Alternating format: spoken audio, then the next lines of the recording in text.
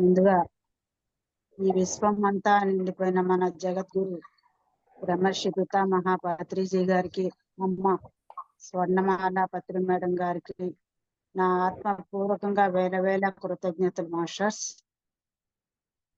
నేను ఈ ధ్యానంలో రావడానికి కారణమైన ముగ్గురు గ్రేట్ హాస్టల్ మాస్టర్స్, వాళ్ళ ముగ్గురికి కూడా నా ఆత్మపూర్వకంగా కృతజ్ఞతలు ధన్యవాదాలు తెలుపుతున్నాను.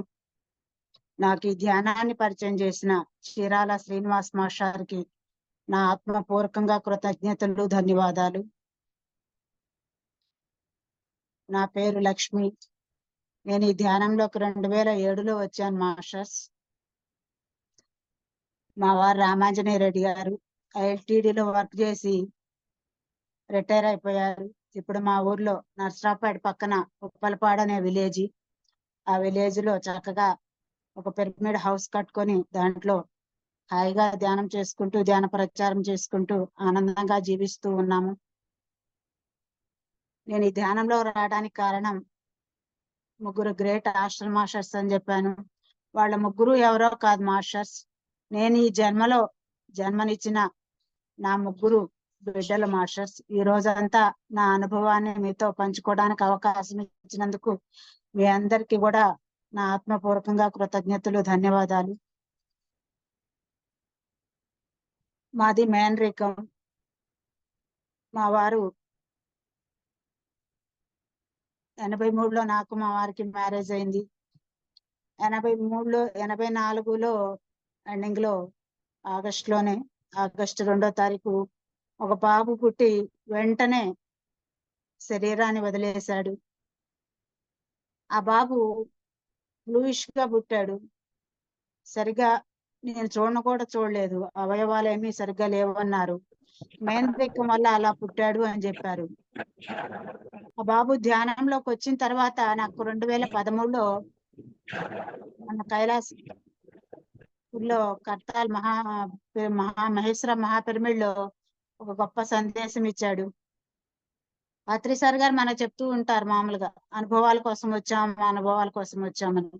కానీ ఆ బాబు నాకు, అమ్మా నాకు కూడా జన్మనిచ్చావు, తల్లి కడుపులో అనుభవం ఎలా ఉంటుందో ఆ అనుభవం కోసం వచ్చి వెళ్ళాను, ఆ అనుభవాన్ని ఇచ్చినందుకు కృతజ్ఞతలు ధన్యవాదాలు అని తెలిపాడు మాస్టర్స్.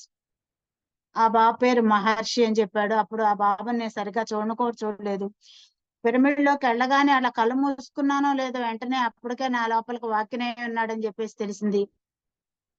2007లో వస్తే 2013 వరకు కూడా నేను ఎక్కువగా ఇద్దరు గురించే చెప్తూ ఉండేదాన్ని.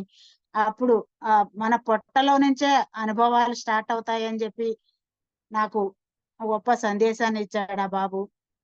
ఆ తర్వాత ప్రసన్న అనే బాబు ఉండేవాడు. తర్వాత 1986లో ప్రసన్న అనే బాబు పుట్టాడు మాకు. ఆ బాబు ఎన్నో అనారోగ్యాలు ఫేస్ చేసేవాడు. ఆ బాబు కూడా నడవలేడు, మాట్లాడలేడు. ఇంకా కూర్చొని ఇదంతా వంగిపోయి ఉండేది.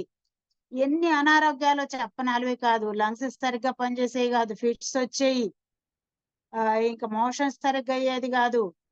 కానీ మళ్ళీ అన్ని బాగా అర్థం చేసుకునేవాడు. ఎప్పుడు క్లాప్స్ కావాలి, ఎప్పుడు మ్యూజిక్స్ కావాలి, ఎప్పుడు కూడా నీట్ గా ఉండేవాడు. ఎన్ని అనారోగ్యాలు వస్తున్నా, ముక్కులోంచి రక్తం వస్తున్నా కూడా మా వారు ఇట్లా భుజాన్ని వేసుకుని హాస్పిటల్కి తీసుకెళ్తుంటే పక్క నవ్వుతూ ఉండేవాడు. నేనేమో వెనకాల ఏడుస్తూ వెళ్తూ ఉండేదాన్ని. అలా ఎంత అనారోగ్యాలు ఉన్నా ఎప్పుడు ఆనందంగా ఉండేవాడు. ఆ బాబు దగ్గర నుంచి ఆ బాబు 2001లో 14 సంవత్సరాలు మాతో సహజీవనం చేశాడు మాస్టర్స్. 2001లో జూలైలోనే, ఈ నెలలోనే మొన్న 27 శరీరాన్ని వదిలేశాడు.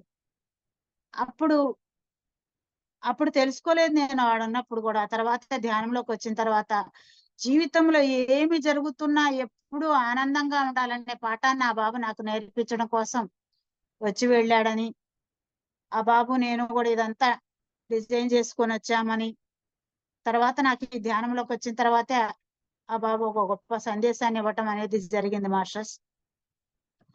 అమ్మ నాకు ఈ జన్మనిచ్చావు, అద్భుతంగా ఇద్దరం కూడా ఎంతో ప్రేమ, అసలు ఎంత ప్రేమగా అందరితోటి ఎంతో అసలు ఎవరు వచ్చినా ఫస్ట్ వాడిని పలకరించి కానీ లోపలికి వచ్చేవాడు. అంత ఎప్పుడు హ్యాపీగా ఆనందంగా ఉండేవాడు. అంత ప్రేమతత్వాన్ని అంత ఆనందాన్ని అందుకోవడం కోసం నేను ఈ జన్మలో బాబు నేను కూడా ఇదంతా డిజైన్ చేసుకొని వచ్చామని నేను ధ్యానంలోకి వచ్చిన తర్వాతే తెలుసుకున్నాను మాస్టర్స్. ఆ తర్వాత ఈ ప్రసన్నకు 5 సంవత్సరాలు ఉన్నప్పుడు మా వాళ్ళు ఇంకొక పిల్లల్ని ప్లాన్ చేయండి అంటా ఉన్నాం. మా అత్తయ్య వాళ్ళు ఇంకో బిడ్డను కానండి అంటా ఉన్నారు.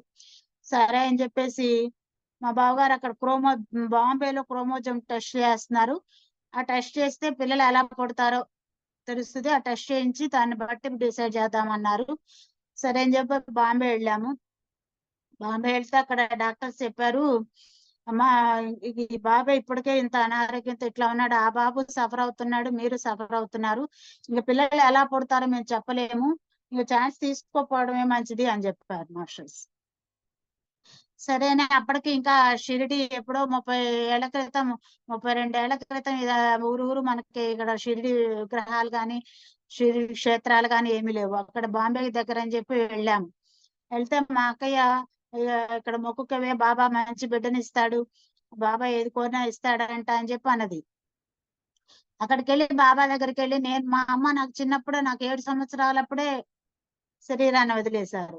మా మా అక్క మా బావగారు వాళ్ళే మమ్మల్ని పెంచి పెద్ద చేసి పెళ్లిళ్ళు చేశారనమాట. అప్పుడు మా బాబా దగ్గరికి వెళ్ళినప్పుడు బాబా ఏంటి ఈ జన్మలో ఇంకా నేను అమ్మ అనే మాట కమ్మదానానికి నోచుకోలేదా, అయ్యా బాబు అమ్మ అని పిలవటల్లా, నేను అమ్మ అని పిలిచినట్టు నాకు గుర్తులేదు, ఈ జన్మకి ఇంతేనా బాబా అనుకున్నాను మాస్టర్స్. ఇక మా వాళ్ళు అప్పటికే కొవ్వూరులో వర్క్ చేస్తున్నారు, కొవ్వూరు వచ్చాము. అప్పటికి నేను వేరే ఊరు వెళ్తున్నానని టాబ్లెట్స్ కూడా వేసుకున్నాను. ఆపేసిన తర్వాత డేట్ రాలేదు. 10 రోజులైనా రాలా, ఏంటి డేట్ రాలా, రక్తం ఏమైనా తక్కువగా ఉందేమని చెప్పి డాక్టర్ దగ్గరికి వెళ్తే చెకప్ చేసి ఆవిడ, అమ్మా నువ్వు అప్పటికి నా లోపల కాపర్ టీ కూడా ఉంది, నువ్వు ప్రెగ్నెంట్ అమ్మా అని చెప్పారు.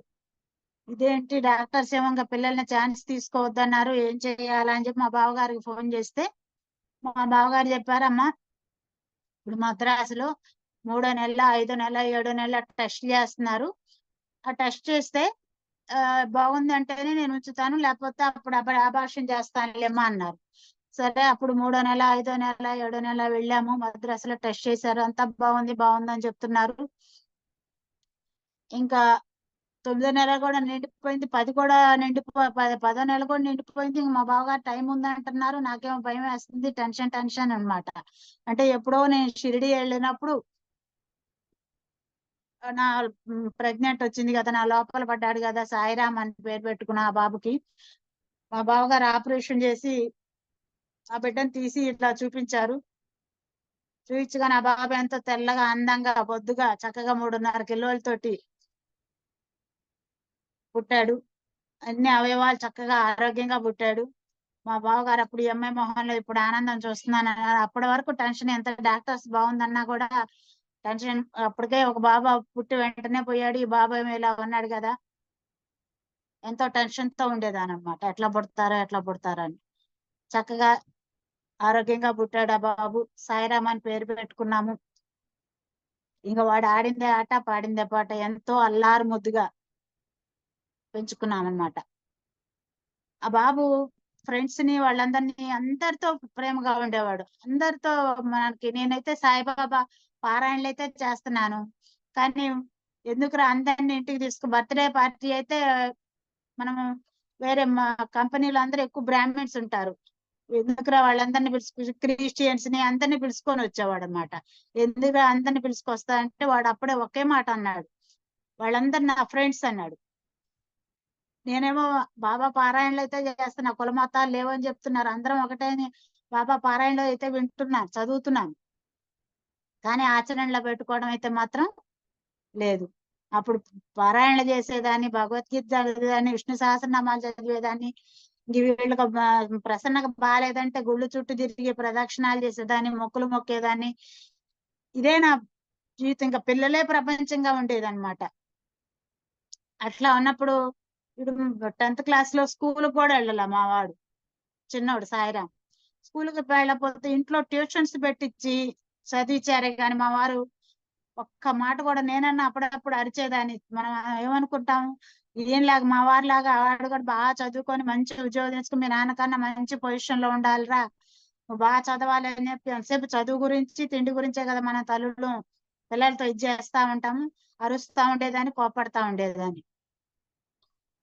ఇంకా మా వారైతే ఎప్పుడు వాడిని స్కూల్కి వెళ్ళమంటాం గానీ ఒక్కసారి కూడా అరవటం గానీ ఒక్కసారి కూడా కోపడటం గానీ ఏం లేదు మాస్టర్స్. వాళ్ళిద్దరు ఒక ఫ్రెండ్స్ లాగా ఉండేవాళ్ళు. వాళ్ళిద్దరిని చూస్తే నాకే అప్పుడు ఒక్కోసారి ఏంటి వీళ్ళిద్దరు ఇంత ప్రేమగా ఉంటారు, ఇంత ఫ్రెండ్లీగా ఉంటారు అని నాకే అప్పుడు అసూయ కలిగేది అనమాట. వాళ్ళిద్దరిని చూస్తుంటే అంత ఫ్రెండ్లీగా ఉండేవాళ్ళు.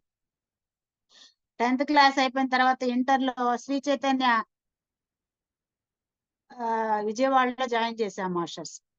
వీడు అసలే 10th క్లాస్ లో స్కూల్కి వెళ్ళలేదని చెప్పేసి వారానికి 2 సార్లు వెళ్ళేవాళ్ళం చూడటానికి. అలా ఒకసారి వెళ్ళినప్పుడు జ్వరం వచ్చింది మీ బాబుకి అన్నారు. మళ్ళా సండే నైట్ అక్కడే ఉండేవాళ్ళం, గెస్ట్ హౌస్ ఉంటే అక్కడ ఉండి మళ్ళా మండే వచ్చేవాళ్ళం అనమాట. అక్కడే ఉన్నామని చెప్పి వెళ్ళి తీసుకొచ్చారు మా వారు. ఫీవర్ వచ్చిందంటే ఇంకా విజయవాడలోనే చూపించాము.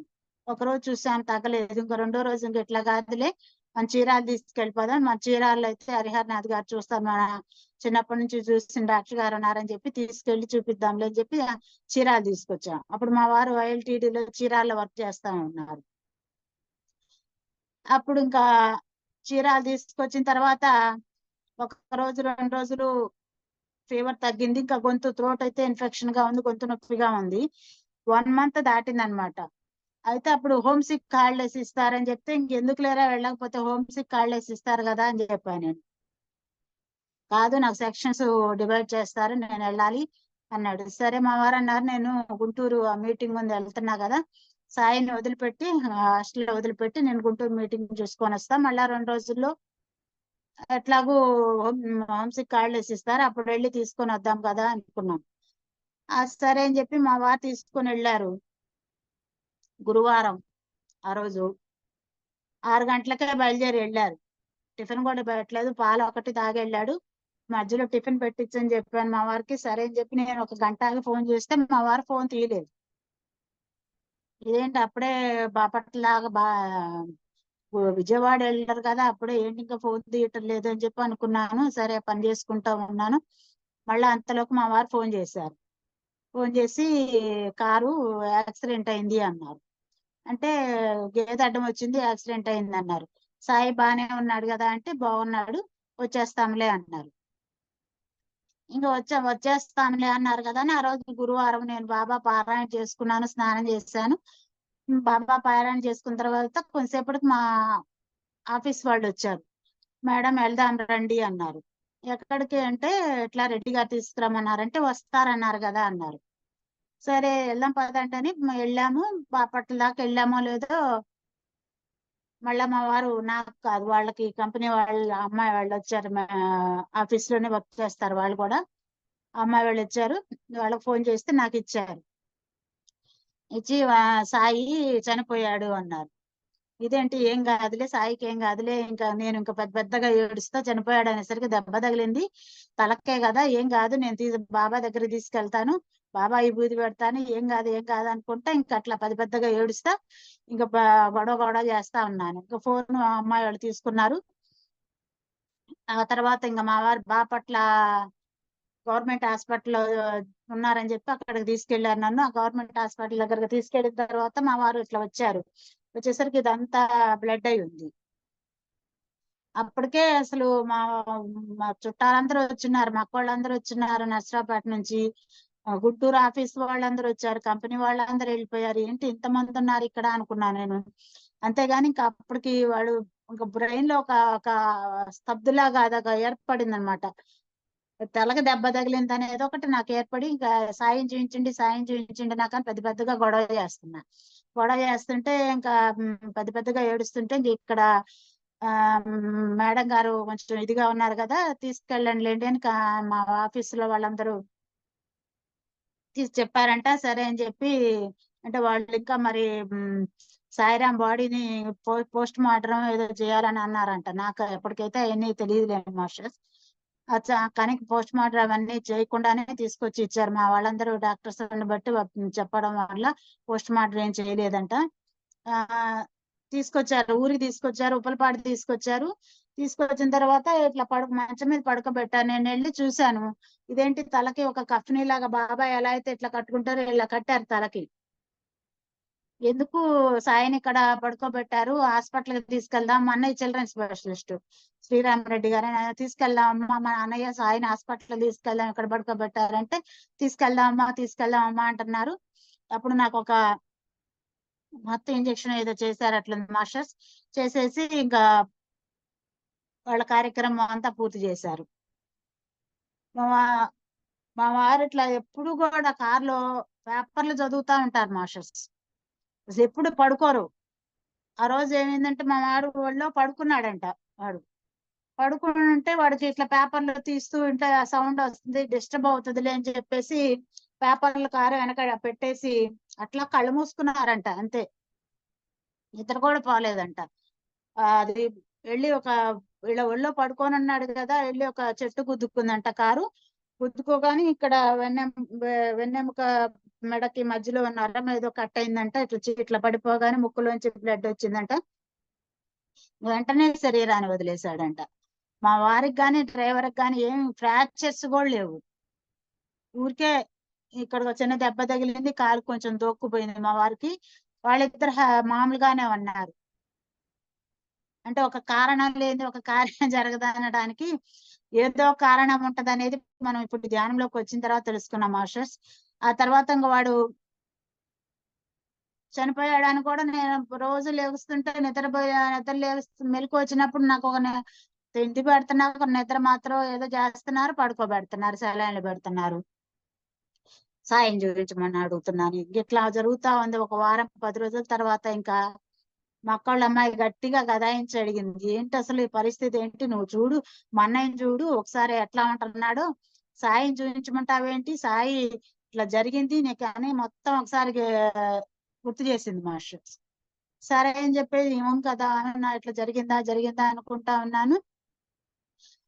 సాయి హాస్పిటల్లో ఉంటే అందరం నీ దగ్గర ఎందుకుంటాం, మేమంతా హాస్పిటల్కి వెళ్తాం కదా మనం అని గట్టిగా గదాయించి చెప్పింది ఇదంతా. చెప్పిన తర్వాత నిజమేనా ఇట్లా జరిగిందని అప్పుడు నాకు అంటే అప్పటి వరకు నిద్ర మత్తులో ఉంచేస్తున్నాను, ఒక ఏడుస్తా పడుకుంటున్నానే కానీ ఇవన్నీ అవగాహన రాలే నాకు. అప్పటికే మాకు ఊర్లో ప్రసన్నకి సాయిరామ్కి 5 సంవత్సరాల గ్యాప్ ఉంది, శరీరాన్ని వదిలేయడానికి కూడా 5 సంవత్సరాల గ్యాప్ ఉంది మాస్టర్స్. అప్పుడు మా ఊర్లో కష్టాలని ఉంటాయి, ఆ కష్టంలో ప్రసన్నకి సమాధి చేసి ఉంచాం. దాని పక్కనే సాయిరామ్ కూడా అంటే ఇంకా సమాధి అయితే కట్టలేదు, అట్లా మట్టి చేసి ఉంచారు అని చెప్పి తెలిసింది. వెంటనే పరిగెట్టుకుంటా వెళ్ళిపోయి ఇంకా పెద్దగా ఏడుస్తా అక్కడే పడిపోయి నేను ఇంకెందుకు నాకు జీవితం, ఆ ప్రసన్నకి సాయిరంగం మధ్యలో అట్లా కూర్చుండిపోయాను. నన్ను ఇంకా ఊర్లోకి తీసుకురావద్దు, నేను ఇంకా రాను అని నాకు కూడా ఇక్కడ ఎట్లాగే సమాధి కట్టేయండి అని చెప్పేసి అప్పుడు ధ్యానం కూడా ఏం తెలియదు, అట్లా కళ్ళు మూసుకొని అలా కూర్చుండిపోయాను. మా వాళ్ళు ఇంకెంతసేపటికి అమ్మాయి లేవట్లేదు అని చెప్పేసి ఊర్లోకి తీసుకొని వచ్చారు నన్ను మాస్టర్స్. ఆ తర్వాత ఇంకా అప్పటి వరకు నేను మా వారిని అయితే చూసినట్లు స్పృహ అంటే పెద్దగా లేదు కదా, అప్పుడు చూశాను మా వారిని. చూసి ఇంకెందుకు అయితే వాళ్లే లేనప్పుడు వాళ్ళిద్దరే చనిపోయారు కదా, ఇంకెందుకు మనం కూడా చనిపోదాం అని చెప్పాను మాస్టర్స్. చెప్తే మా వారు అన్నారు, అయితే నిజమే చనిపోదాంలే, మా అమ్మ మా నాన్న ఉన్నారు కదా, వాళ్ళిద్దరు వెళ్ళిపోయిన తర్వాత మన ఇద్దరం కూడా వెళ్ళిపోదాంలే అన్నారు. మా అత్తయ్యకి కూడా మా వారు 14 సంవత్సరాలు పుట్టారు. 14 సంవత్సరాలు పుట్టారు, ఆయన ఎంతో గారాభంగా పెరిగారు. మళ్ళా మా అత్తయ్య కూడా నన్ను ఎంతో ప్రేమగా చూసుకునేది. అంటే మా అమ్మ మేనత్తయ్య అనమాట అత్తయ్య కూడా. మా అమ్మ లేకపోయినా మా అమ్మ ఉన్నా కూడా అంత ప్రేమగా చూసుకునేది కదా, ఎంత ప్రేమగా చూసుకున్నారంటే చెప్పనలవి కాదు, అంత ప్రేమగా చూసుకున్నారు ఆవిడ. అవును కదా, నిజమే కదా, మన పడిన బాధ వాళ్ళకు కూడా ఎందుకులే అనుకున్నాను.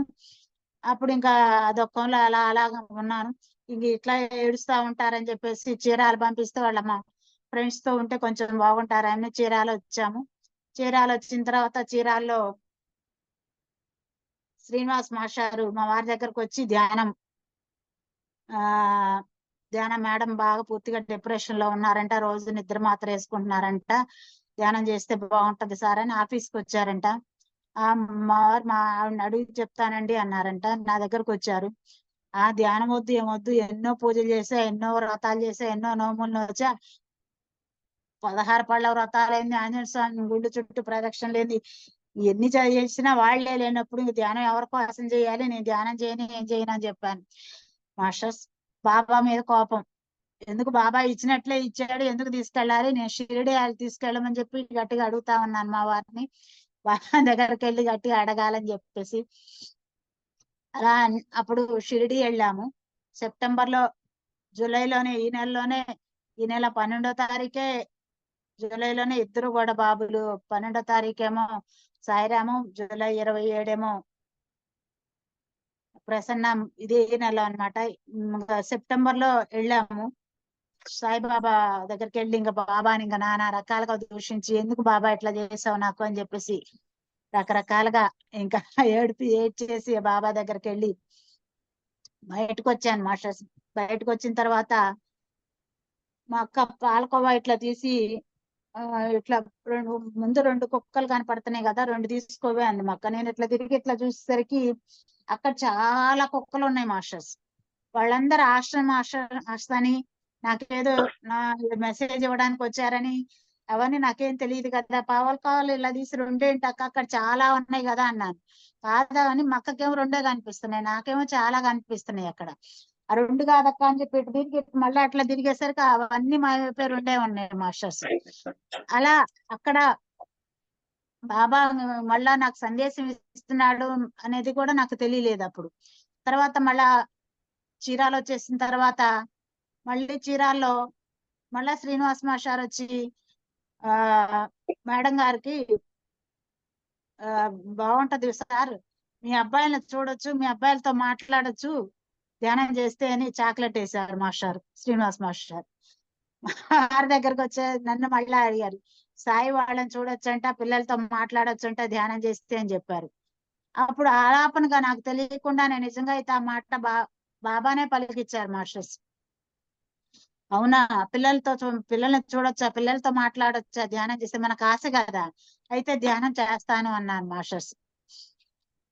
అప్పుడు చిరాల్ శ్రీనివాస్ మాస్టారు మా ఇంటికి 1 వారం రోజులు రోజు వచ్చి ధ్యానం చేయించడం, కాస్త సబ్జెక్ట్ చెప్పడం, రోజు మా చుట్టుపక్కల వాళ్ళని కూడా పిలవమంటే పిలిచాము. నేను మా వారి ఒక 5-6 మొత్తం కూర్చొని ధ్యానం చేసేవాళ్ళం. అలా ఇట్లా కాదు మేడం, మీరు ఇంట్లో చేయటం కాదు, బయట అప్పటికే 2007లోనే చీరాల్లో 20 పిరమిడ్స్ ఉన్నాయి మాస్టర్స్. ఒక ఊర్లోకి వచ్చి ఒక పిరమిడ్ కి ఊర్లోకి రావాలి మేడం, మీరు బయటకు రావాలి అన్నారు. 10 days తర్వాత బయటకు వెళ్ళాం మాస్టర్స్. బయటకు వెళ్ళి అక్కడ ఒక పిరమిడ్ లో కూర్చొని ధ్యానం చేస్తా ఉంటే, అప్పటి వరకు సార్ చెప్తున్నారు కానీ నాకైతే అనుభూతి అయితే రాలేదు. అప్పుడు ఆ పిరమిడ్ లో కూర్చోగానే ఒక 10 నిమిషాలకే ఒక దారలాగా విశ్వశక్తి అన్ని చెప్తా ఉన్నారు కానీ ఆ మాస్టర్ మనకు అనుభవం ఒక తెల్లటి దార లాంటిది నా లోపలికి వస్తా ఉంది. నాకేమో ఏంటి మాస్టర్ ఏదో వెళ్తుంది నా లోపలికి అని చెప్తే, శ్రీనివాస్ మాస్టర్ అదే విశ్వశక్తి మేడం, మీరు కళ్ళు తెరవకండి, ఆ విశ్వశక్తితో కనెక్ట్ అయితే మీ లోపల ఉన్న దుఃఖం అంతా కరిగిపోద్ది, మీలో ఉన్న ఇదంతా కూడా ఆ టెన్షన్ అంతా హాయిగా ఉంటది, మీకు నాడులని శుద్ధి అవుతాయి, అవన్నీ చెప్తా ఉన్నారు. అప్పుడు పిరమిడ్ లో చేస్తే ఎంత అద్భుతమైన ఎనర్జీ ఉంటుంది, పిరమిడ్ లో కూర్చుంటే ఇంత అద్భుతంగా ఉంటదని ఒక 2x2 పిరమిడ్ ఒకటి కొనుక్కొని ఇంకా రోజు మా వారు ఆఫీస్కి వెళ్ళగానే పత్రి సార్ గారు చెప్పేది, మనం ఆషామాషి పిరమిడ్ కింద ధ్యానం చేస్తే మన ఆలోచనలు కూడా తొందరగా ఆగిపోతాయి, విశ్వశక్తి వస్తుంది, మన ఎనర్జీని పెంచుకోవచ్చు అని చెప్పారు. అప్పుడు నేను పిరమిడ్ యొక్క శక్తిని తెలుసుకున్నాను మాస్టర్స్.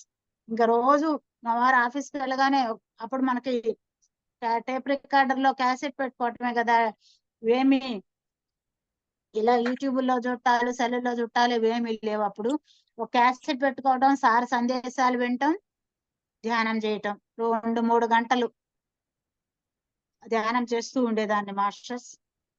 అప్పుడు కొంచెం ఎక్కడికి వెళ్ళినా అప్పుడు బుక్స్ కొనుక్కోవడం.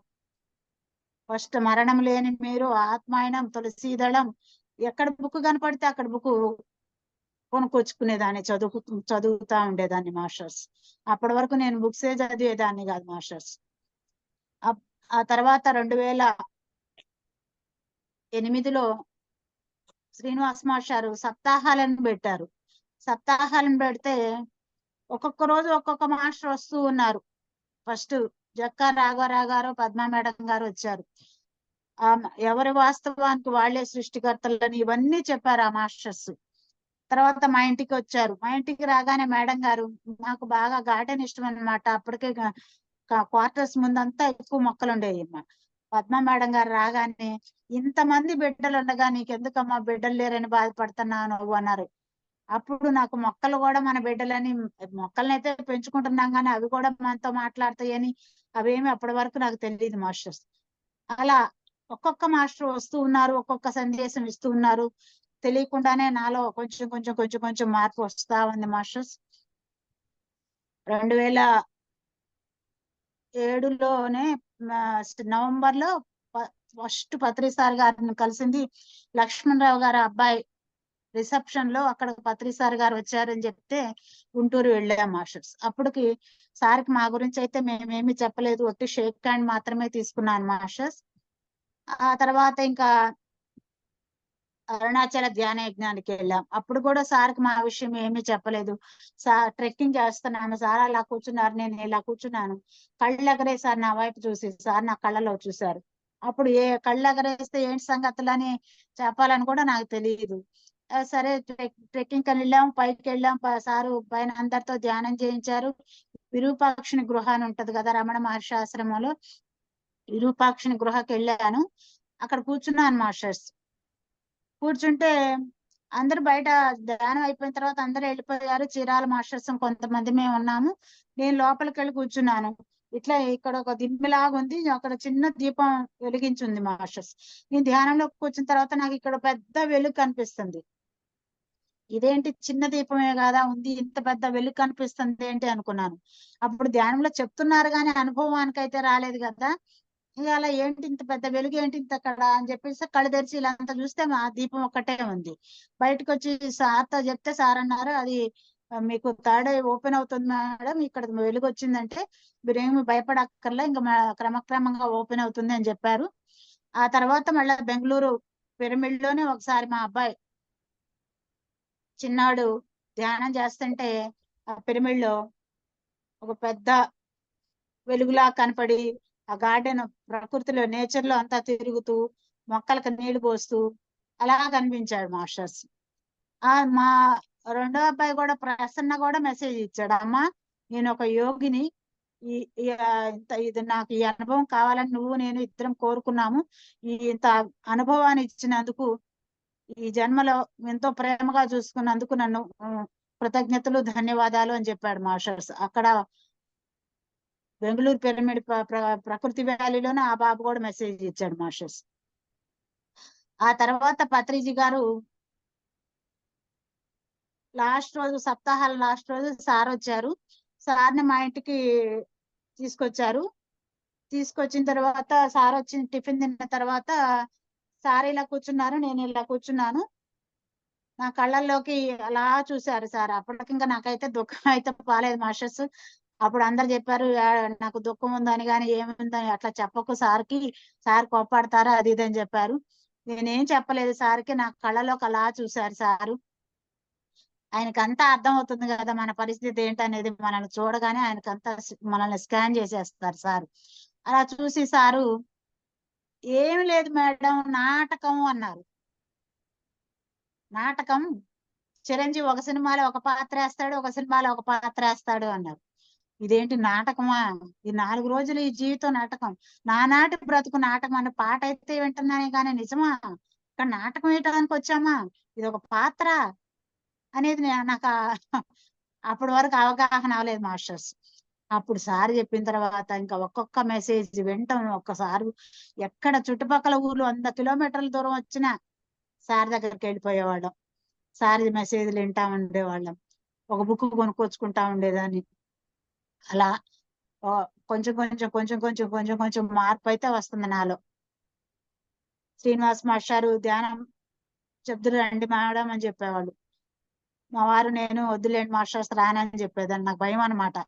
అమ్మో పిల్లలు లేకపోయినా ఎవడ ధ్యానం చేస్తే బాగుందని చెప్తే నలుగురు గురించి ఆలోచించుకుంటాం కదా మనం ముందు. నలుగురు ఏమంటారో, నేను రాను మాస్టారు అనేదాన్ని. సరే, ఇలా ఉంది పరిస్థితి. ఆ తర్వాత అరుణాచలం అయిపోయిన తర్వాత అప్పటికి సంవత్సరం పైన అయిపోయింది. బెంగళూరు ధ్యాన యజ్ఞాలు జరుగుతున్నాయి. అప్పుడు వెళ్ళాము ధ్యాన యజ్ఞాలకి. అక్కడ పత్రిజీ గారు మహాపరిసత్యాలని బుక్ ఇచ్చారు నాకు.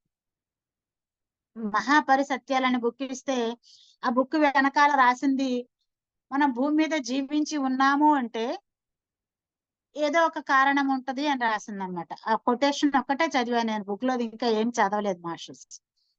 మరుసటి రోజు సారు చదివిన తర్వాత మరుసటి రోజు సార్ అక్కడ పైన భోజనం చేస్తున్నారు అని చెప్పి తెలిస్తే అక్కడికి వెళ్ళాము. సార్ మళ్ళా మెట్లు దిగి వస్తున్నారు. చీరాల మాస్టర్స్ అందరికి షేక్ హ్యాండ్ ఇచ్చారు, నన్ను అలా హక్ చేసుకున్నారు. అలా హక్ చేసుకోగానే నేను సార్ని అడిగాను, నేను ఇంకా ఎందుకు జీవించి ఉన్నాను సార్ అని అడిగాను. అంటే నేను అప్పటికి ఇంకా జీవించి, మనకు పర్పస్ ఏంటనేది మనకు తెలియదు కదా. సార్ వెంటనే ఇట్లా వెనక్కి అనేసి ఈ చెంప మీద రెండు, ఈ చెంప మీద రెండు ఫట్టా ఫట్టా కొట్టారు మాస్టర్స్. కొట్టేసరికి నాకేమి, ఎంతమంది మాస్టర్స్ ఉన్నారు, ఎంతమంది ఉన్నాక నాకు ఏమి దుఃఖం రాలేదు, ఏమి అవమానం అనిపించలేదు, ఏం లేదు. అలా స్తబ్దుగా అయిపోయి అలా సార్ వైపు అలా కొట్టి నా వైపు చూసి వేరే వాళ్ళ వైపు అట్లా చూపిస్తున్నారు. ఏంటో మరి ఏంటో కూడా నాకు అప్పుడైతే తెలియలేదు మాస్టర్స్. సరే అని చెప్పేసి మరుసటి రోజు మనకు ధ్యానం అయిపోయిన తర్వాత ఉదయాన్నే మనకు 5 గంటల నుంచి 7 గంటల వరకు ధ్యానం చేయించిన తర్వాత సార్ మళ్ళీ సందేశం ఇస్తారు కదా, జీవితం ఎలా ఉండాలి అనే సందేశం ఇస్తా ఉన్నారు మాస్టర్స్. ఆ, జీవితం, మన జీవితం దుఃఖిస్తూ ఉండే జీవితం జీవితమే కాదని చెప్తున్నారు. భయపడుతూ ఉండే జీవితం జీవితమే కాదని చెప్పారు. ఎప్పుడైతే ఈ చెంపదెబ్బలు రెండు సార్ బహుమతులుగా ఇచ్చారో, నాలో ఉన్న దుఃఖాన్ని, నాలో ఉన్న భయాన్ని అలా లాగేశారు మాస్టర్స్. అలా తీసేశారు ఆ భయాన్ని, ఆ దుఃఖాన్ని. నేను జీవించి ఉన్నది, ఓహో, భయపడుతూ ఉంటే కూర్చుంటే కాదు, నువ్వు ఇంకా ఎందుకు జీవించి ఉన్నాను అడిగాను కదా. వెళ్ళి అందరికి చెప్పాలి కదా, ఒక రోల్ మోడల్ లాగా ఉండాలి కదా.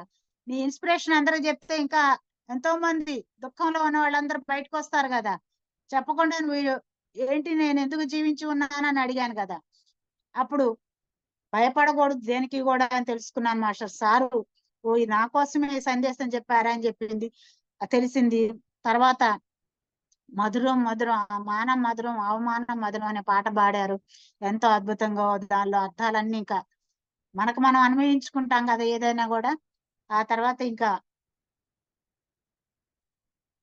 చీరాల ఇంకా ట్రైన్ లోనే చెప్పా. ఆ ముందు రోజు కూడా అడిగితే నేను రానన్న దాన్ని.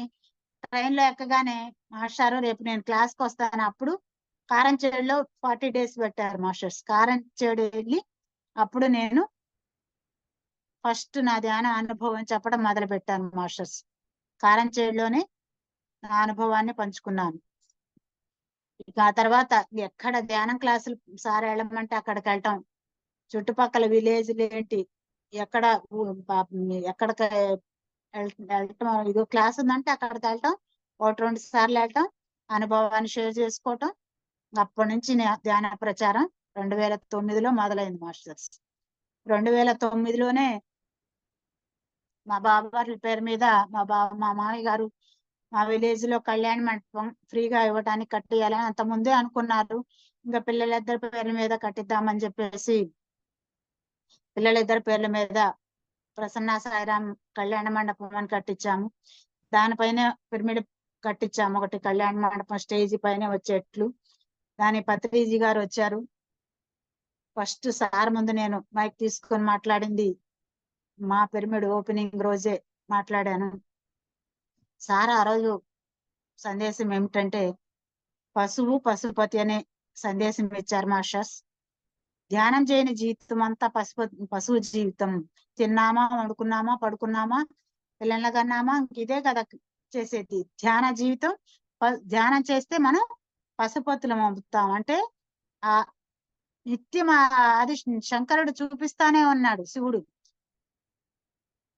ధ్యానం చేయాలని. కానీ మనం ఆయన పూజించడం ఒక్కటే అంతవరకే పరిమితమై ఉండేవాళ్ళం అంతకుముందు. ఆ తర్వాత పత్రిజీ గారు ఎవరి వాస్తవానికి వాళ్ళే సృష్టికర్తలని నా అనుభవపూర్వకంగా నేను తెలుసుకున్నాను.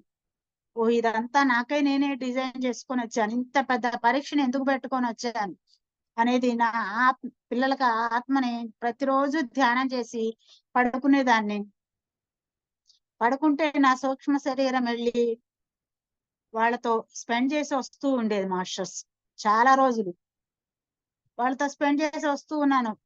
ఇంకా వాళ్ళని రోజు చూసుకొని వస్తూ ఉన్నాను. వాళ్ళు జీవించే ఉన్నారు కదా, ఇంకా నాకు దుఃఖం ఎందుకు, దుఃఖిస్తూ ఉంటే జీవితం జీవితం కాదని చెప్పారు. వాళ్ళతో రోజు హాయిగా ఆనందంగా గడిపొస్తూ ఉన్నాను. ఆత్మకి చావు లేనే లేదని మనకి అనుభవపూర్వకంగా తెలుసుకోవడం కోసం నేను ఇదంతా కోరుకొని వచ్చానని, ఇంత పెద్ద పరీక్ష పెట్టుకుంటే గాని ఆ సత్యాన్ని తెలుసుకోలేకపోయానని ఇంత పెద్ద పరీక్ష పెట్టుకొని వచ్చాను మాస్టర్స్. వీళ్ళిద్దరు మా బాబులు. పత్రిజీ గారు ఒక బుక్ రాయించారు నాతోటి. ఈ బుక్ కూడా ఒకరోజు ఇట్లా 2013లో మేము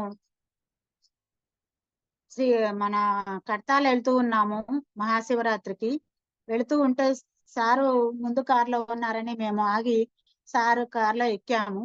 ఎక్కిన తర్వాత అప్పటికే పద్మపత్ర మీమాంస అని పద్మా మేడం గారు, జక్కా పద్మా మేడం గారు రాసిన బుక్ చూయించి, ఇది మేడం బుక్ రిలీజ్ చేశాం మీరు చూడండి అని చెప్పి ఇచ్చారు నాకు. చాలా బాగుంది సార్, ఇది చాలా అర్థం చాలా బాగుంది, తామరాకు మీద నీటి బొట్టు లాగా ఉండాలనేది అని చెప్పాను. సార్ అప్పుడు అన్నారు, మేడం మీరు కూడా ఒక బుక్ రాయాలి, ఇన్నే పేజీలతో ఇంతే సైజుతో మీ దగ్గర నుంచి నాకు ఒక బుక్ రావాలి మేడం అని చెప్పారు సారు. అప్పుడు చెప్పారు. చెప్పే వెంటనే కళ్ళు మూసుకొని ఒక 5 నిమిషాలకే నా బుక్ పేరు చెప్పేశారు మాస్టర్స్. నత్వం శోచితం అర్హసి అని చెప్పారు. అంటే దుఃఖించడానికి అర్హత లేనే లేదు అని చెప్పారు. ఆ వర్డ్ నాకు అసలు అప్పుడు నోరు కూడా తిరగలేదు. అదో భగవద్గీత శ్లోకంలోదని చెప్పారు సారు. దాని యొక్క అర్థం చెప్పారు. ఎవరు దుఃఖించడానికి ఎవరికి దుఃఖించడానికి అర్హత లేదు, నాకే కాదని చెప్పారు. చెప్పిన తర్వాత అది భగవద్గీత శ్లోకం ఎక్కడుందో ఎన్నోది ఉందో అని చెప్పేసి ఇంటికి వచ్చిన తర్వాత ఆ భగవద్గీత శ్లోకం తీసుకొని అప్పుడు దాని యొక్క అర్థం చదివి, దేహి నిత్యం అవధ్యోయం దేహే సర్వస్య భారత తస్మా సర్వాణి భూతాని నత్వం శోచితం అర్హసి అని చెప్పేసి పత్రిజీ గారు, ఈ దేహి ఎప్పటికీ దేని ద్వారా చావదని మనం భగవద్గీతలో చదువుతానే ఉన్నాం, కానీ అనుభవం అయితే లేదు కదా. ఈ ఆత్మ ఎప్పటికీ దేని ద్వారా చావదు.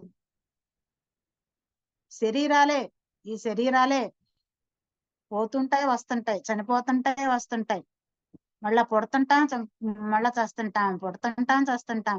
భూలోకంలో కొంతకాలం ఉంటాం, పాఠాలు నేర్చుకుంటాం, మళ్ళీ ఈ పాఠాలు నేర్చుకున్న వాటితో పాటు మళ్ళా పైలోకాలకి స్వర్గలోకానికి వెళ్తూ ఉంటాం, మళ్ళా పుడుతుంటాం, మళ్ళా ఇట్లా వస్తుంటాం వెళ్తాం. ఇక్కడ పాఠాలు నేర్చుకోవడానికి వచ్చామని నాకు తర్వాత సారు చెప్పగా తెలిసింది మాస్టర్స్. ఇప్పుడు ఒక పాఠశాలని, ఇక్కడ మనం పరీక్షల్లో పాస్ అవ్వాలని, ఆ మనకి శ్వాస మీద ధ్యాస అనే ఆయుధం అందించి ఈ పరీక్షలో నన్ను పాస్ చేయించారు పత్రిజీ గారు. ఆ సారికి ఎన్ని కృతజ్ఞతలు ధన్యవాదాలు తెలుపుకున్నా కూడా అది ఇంకా ఈ జన్మలో నేను అది ఇంకా ఎట్లా చెప్పుకోవడం తెలియదు సార్కి. సారే ఒకసారి అన్నారు, అంటే మా అబ్బాయి చిన్నోడు 6 అడుగులు ఉండేవాడు అప్పటికే 15 ఏళ్లకే. సార్ను చూడగానే మా అబ్బాయి గుర్తుకొచ్చేవాడు. అంత పొడుగు తెల్లగా మెరిసిపోతా, ముక్కు కూడా అట్లే కోటేరు లాగా ఉండేది అనమాట. వాళ్ళ అబ్బాయిని చూసుకుంటున్నారు మేడం గారు నాలో అని చెప్పేసి అనేవాళ్ళు. నా బిడ్డని అంటే అట్లా సార్ని చూడగానే సాయిరాం గుర్తుకొచ్చేవాడు అనమాట. జీవితంలో మనం మరణించిన వారి పట్ల గాని, భవిష్యత్తులో మరణించబోయే వాళ్ళ పట్ల గాని మనం ఏడవకూడదని చెప్పారు సారు. ఇదేంటి, మనం ఇంకా చచ్చిపోయిన వాళ్ళ కోసం ఏడుస్తూనే ఉన్నాం, బ్రతికున్న వాళ్ళ పక్కన మన పిల్లల కోసమే కాదు, ఇంట్లో ఇంకెవరైనా కష్టపెట్టినా, పిల్లలైనా లేకపోతే భర్త అయినా లేకపోతే అత్తమామలైనా లేకపోతే కుటుంబంలో ఏదైనా సంఘర్షణ జరిగిన దేనికైనా మనం దుఃఖిస్తూ దుఃఖిస్తూ దుఃఖిస్తూనే ఉంటాం. ఈ సమస్యలన్నీ మనమే కోరుకొని వచ్చామని, ఇవంతా ఒక లెసన్ అని, ఇక్కడతో మనం దీన్ని నేర్చుకోవాలని అనేది కూడా అప్పుడు మనకేమీ తెలియదు మాస్టర్స్. నాకైతే తెలియదు మాస్టర్స్. ఎవరి పట్ల దేనికోసం మనం ఏడవకూడదంట.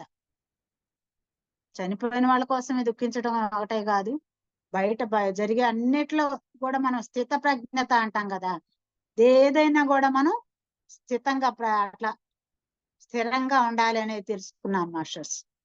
పత్రిజీ గారు నా బుక్ లో ఒక భగవద్గీతలో ఒక 3 శ్లోకాలు, అంటే మనకు శరీరానికి గాని మన మనసుకు కూడా అందదంట ఆత్మ అనేది.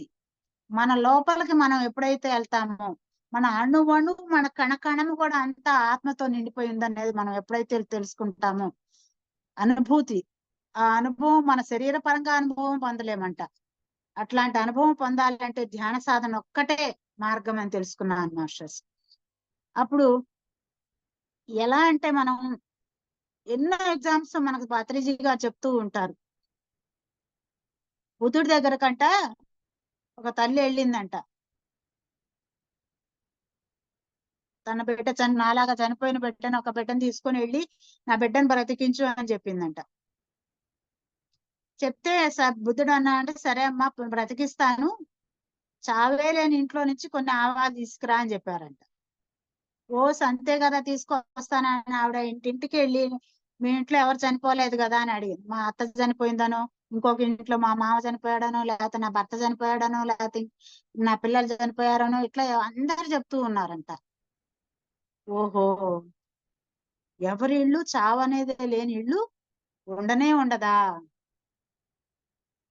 అన్నిట్లకన్నా అసలు ఆశ్చర్యమైన విషయం అంట, అందరు చుట్టుపక్కల మరణాలన్నీ చూస్తానే ఉంటామంట, కానీ మనం అనేది చనిపోతామని మనిషి అనుకోడు అంట. చుట్టుపక్కల అందరిని చూస్తున్నాం, మనకు చావు లేదనుకుంటా ఉంటామంట. వేరే వాళ్ళు ఇట్లా చేస్తున్నా చనిపోతున్నా ఏడుస్తుంటాము, కానీ మనం దాకా రాదనే భావిస్తా ఉంటామంట మనం ఏదో ఇదేలాగా. అప్పుడు ఆ మహాతల్లి తెలుసుకుందంట, సత్యం తెలుసుకుని, ఓహో బుద్ధ భగవాన్ నాకు చావనేది లేని ఇళ్ళు లేనే లేదా, నిజమే కదా, మన తాతలు అందరూ చనిపోయారని మనకు తెలుసు, మనకు వాళ్ళు చనిపోయారని మన పిల్లలకి వాళ్ళ పేర్లు పెడతా ఉంటాం. మళ్ళా పుడుతుంటారని కూడా మనం మా తాత పుట్టాడు, మా బిడ్డ పుట్టాడు, లేకపోతే ఇంకొకళ్ళు పుట్టారు అనుకుంటుంటాం. అనుకోవటం అయితే అనుకుంటాం కదా, నిజంగానే వాళ్ళే పుట్టారని కూడా మనకు తెలియదు మాస్టర్స్. అప్పుడు ఆవిడ బుద్ధుడి దగ్గరికి వెళ్ళి చెప్పిందంట, చావనేదే లేని ఇల్లు లేదు అని చెప్పి ఆవిడ కూడా అప్పుడు ఆ బుద్ధ సంఘంలో చేరిందంట. మరి నిజమే కదా, ఎవరి ఇల్లు చావనేదే లేని ఇల్లు లేదు కదా, ప్రతి ఇంట్లో ఎవరో ఒకళ్ళు చనిపోయే ఉంటారు, మన పూర్వం వాళ్ళైనా ఇంకొకళ్ళైనా. ఆ సత్యం మనం ఎప్పటికీ తెలుసుకోలేకపోతున్నాం.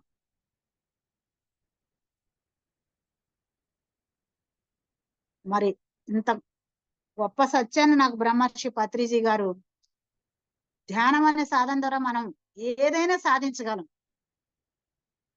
అంత పెద్ద దుఃఖంలో ఉన్న నేను ఇప్పుడు వచ్చి ఇలా ఇంత హ్యాపీగా ఆనందంగా మాట్లాడగలుగుతున్నాను అంటే అది ధ్యానం యొక్క గొప్పతనం మాస్టర్స్.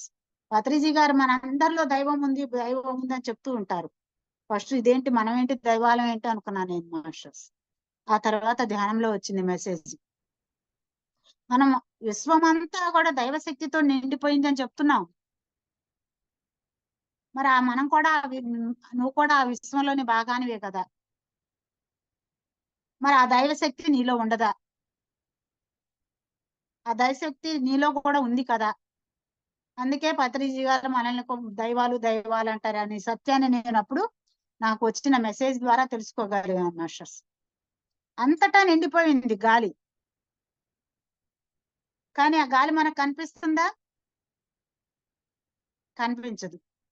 అలాగే మనలో ఉన్న దైవాన్ని మనం చూడలేము, బయట చూడగలేము బయట, కానీ ఈ లోపలికి ఎళ్ళగా మనతో కనెక్ట్ అవగా ఓహో మమాత్మ సర్వభూతాత్మ, ఇది నేనే, అంతా నేను. పత్రిజీ గారు చెప్పింది ఎందుకా? అందరిలో ఉండేది అదే ఆత్మ, ఒకటే ఆత్మ. మనం అందరం కూడా ఏదో ఒక దైవం నుంచి, అంశ నుంచి వచ్చిన ఆత్మ స్వరూపులమా. మనం కూడా ఇక్కడ ఆ పూర్ణాత్మలాగా ఎదిగి వెళ్ళాలా. నేను 2013లో మేము హిమాలయస్ వెళ్ళాం మాస్టర్స్. అప్పుడు పత్రిజీ గారు కూడా ఆ టూర్ లో వచ్చారు. వచ్చిన తర్వాత నందా సార్ గారు ఆ టూర్ తీసుకెళ్లారనమాట. తీసుకెళ్తే అక్కడ నందా సార్ గారు ప్రోగ్రామ్ అంతా చెప్పారు. ఆనందిమయ ఆశ్రమానికి కూడా తీసుకెళ్ళు అని చెప్పారు పత్రిజీ గారు. నందా సార్ గారు టూర్ లో లేదు ఆనందమయ ఆశ్రమం. ఓకే సార్ అన్నారు. పొద్దున కొన్ని హరిద్వార్ లో కొన్ని ప్లేసెస్ అన్ని తీసుకెళ్లి ఈవినింగ్ 4-4:30కి అట్లా తీసుకెళ్లారు. తీసుకెళ్ళగానే అక్కడ ఆనందమయ మాత ఫోటో పెట్టుంది. ఆయ్యే బేటీ అని చెప్పి నాకేదో వినిపిస్తుంది. ఇదేంటి, నాకు హిందీ కూడా బాగా రాదు, ఆయ్యే బేటీ అంటున్నారు. నువ్వు నేను ఒకటే, నువ్వు నేను ఒకటే అని చెప్తా ఉంది. అక్కడ వినిపిస్తా ఉంది. ఈ నేను నువ్వు ఒకటే అని చెప్తుంది ఏంటా అనుకున్నాను. అక్కడ హిందీలో అంతా ఆ మాత గురించి అంతా చెప్పారు. చెప్పిన తర్వాత నేను మళ్ళా నీమ్ కలోరి బాబా ఆశ్రమం అని అక్కడికి పత్రిజీ గారు వచ్చారు. నీమ్ కలోరి బాబా అంటే ఆంజనేయ స్వామి యొక్క అంశ అంట ఆయన. ఆ ఆశ్రమం దగ్గర ఆయన మహాసమాధి దగ్గర ధ్యానం చేసిన తర్వాత సార్ వచ్చారు. వచ్చిన తర్వాత అక్కడ కొంచెం ధ్యానం చేసిన తర్వాత బయటకు వచ్చిన తర్వాత సార్ టీ తాగడానికి ఇలా కూర్చున్నారు. నేను సార్ పక్కనే కూర్చున్నాను. సార్ కి టీ తెచ్చి ఇచ్చారు. సార్ చెప్పాను, ఇదేంటి సార్ ఇట్లా వచ్చింది, నువ్వు నేను ఒకటేని వస్తుంది, ఆనందమయ ఆశ్రమానికి నా కోసమే తీసుకెళ్ళమన్నారా ఏంటి సార్ అన్న. అది అప్పుడు మామూలుగా సార్ తో అన్నాను, "అది నా భావన ఏంటి సార్, నువ్వు నేను ఒకటే అని వస్తుంది ఏంటి నా భావన" అని అడిగాను. భావన అని అడిగేసారు సారు, టీ నెత్తి మీద పోస్తాను అన్నారు. అంటే మనం ఏమనుకుంటాం, మనం భావించుకున్న మనకి ధ్యానంలో వచ్చిన అనుభవాలు ఏంటి, మనం కొన్ని భావించుకుంటాం, ఊహించుకుంటాం అనుకుంటాం మాస్టర్స్. కానీ మనకి ధ్యానంలో వచ్చిన ఏది భావన కాదు, అది సత్యము. ఆ తర్వాత నేను తెలుసుకున్నాను, ఆ ఆనందమయ మాత నేను కూడా ఒకే పూర్ణ ఆత్మ నుంచి వచ్చిన అంశలము అని చెప్పి తెలుసుకున్నాను మాస్టర్స్. సారు ఆ రోజు నేను నా పూర్ణాత్మ ఎవరైనా తెలుసుకోవడం కోసం అక్కడికి పంపించారని తెలుసుకున్నాను మాస్టర్స్. అహింసో పరమో ధర్మ అని అంత ముందు మనకి మేము కూడా మాంసాహారం తినేవాళ్ళం. ఒకసారి సారు మనకి స్టేజ్ మీద ధ్యాన యజ్ఞాలప్పుడు, ధ్యాన మహాచక్రాలప్పుడు కర్తాల్లో చెప్పారు మాస్టర్స్. అంటే ఇది ఉదాహరణగా చెప్తున్నాను. ఆ చెప్పారు సారు, మనం చనిపోతాం, చనిపోయిన తర్వాత ఇద్దరు మాస్టర్స్ వస్తారు. ఆ ఇద్దరు మాస్టర్స్ వచ్చి మనల్ని తీసుకెళ్తారు పైలోకాలకి. తీసుకెళ్లి ఒక గదిలో కూర్చోబెడతారు.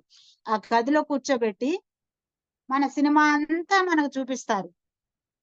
ఎలా అయితే ఒక జీవిని చంపామో, ఒక మేక తల ఎలా అయితే నరకబడిందో, అది ఎలా అయితే గిలగిల్లాడి నరకం అనిపించిందో, ఆ నరకం అంతా మనం అక్కడ ఆ బాధ అంతా అనుభవిస్తాము అని చెప్పారు సారు.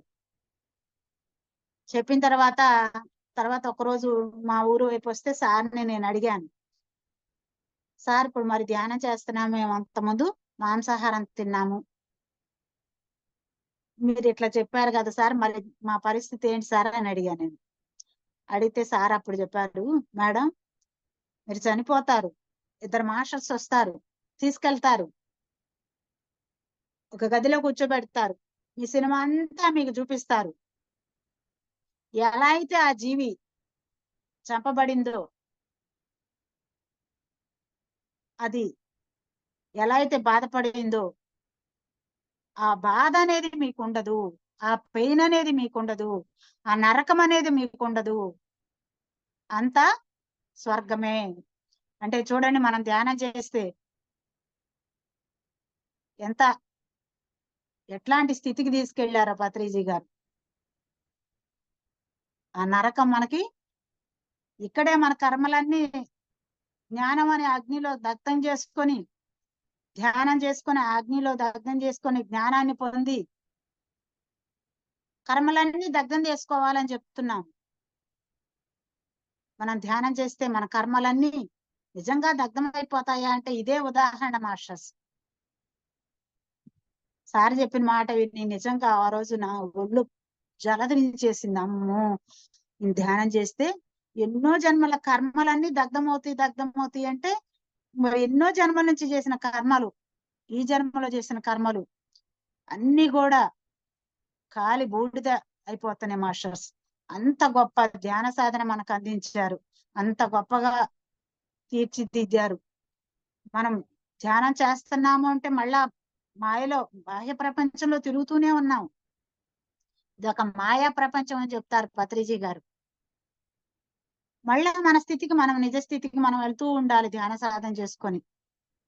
మనం అన్ని బాహ్యంలో అన్ని అందరితో స్పెండ్ చేస్తా ఉండాలి. అన్ని సంసారమే నిర్వాణం అని చెప్పారు కదా, పత్రిజీ గారు చూపించారు కదా మనకి. సంసారంలో ఉంటూనే ఏది అంటించుకోకుండా అన్నిటితో ఉంటూ అందరితో స్పెండ్ చేస్తా నిర్వాణ స్థితికి వెళ్ళాలని మనకు పత్రిజీ గారు నిర్వాణ స్థితికి తీసుకెళ్లారు మాస్టర్స్. జీవించి ఉండగానే ముక్తి అంట, ఎక్కడికో పైలోకాలకు వెళ్ళినాక ముక్తి కాదు, జీవించి ఉండగానే ముక్తిని సాధించేశారు ఈ మేడం గారు అని చెప్పారు పత్రిజీ గారు. ఇంకా అంతకన్నా దుఃఖ రాహిత్య స్థితియే ముక్తి. మనం వింటాం కాదు, అనుభవపూర్వకంగా నిజంగా ఇంత ఆత్మస్థితికి, ఇంత గొప్ప స్థితికి బ్రహ్మర్షి పత్రిజీ గారు తీసుకొచ్చినందుకు, ఇలా మలిచినందుకు, నా లోపల ఉన్నాయని ఒక శిల్పాన్ని ఎలా అయితే చెక్కేశారో అలా అలా అలా అలా అలా అన్ని చెక్కేశారు మాస్టర్స్. మేము అంతకుముందు మాంసాహారం తినేవాళ్ళం అని చెప్పాను కదా మాస్టర్స్. సార్ వస్తారని చెప్పి ఇంకప్పుడు తిను పాత వస్తువులు, పాత్రలు అన్ని తీసి పడేసాం.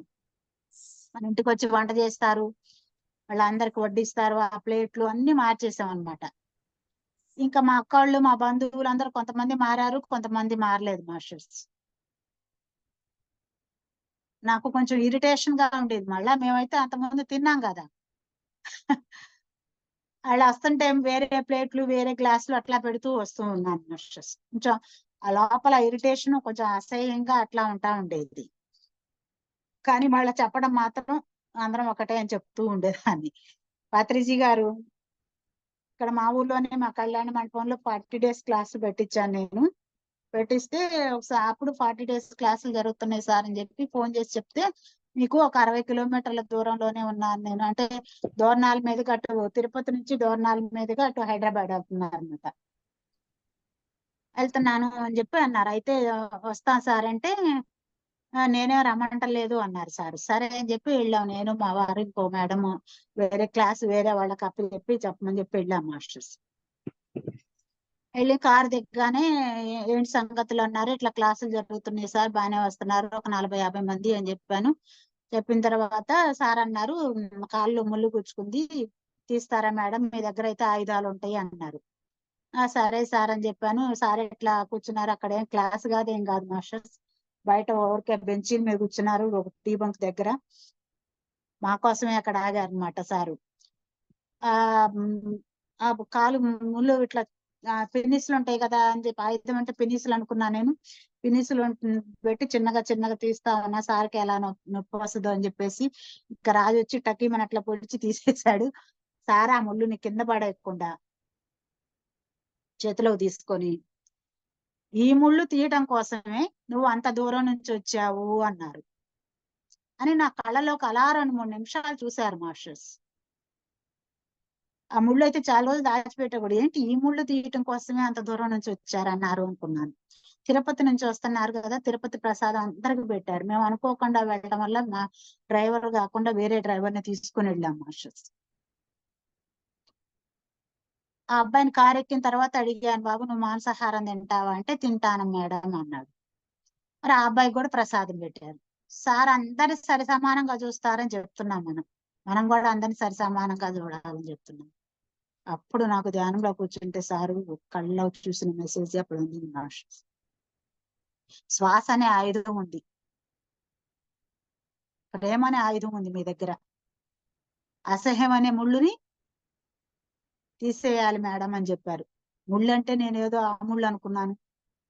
ఆయుధాలంటే మన దగ్గర ఉన్న పిన్నీసులు అనుకుంటున్నాం మనం.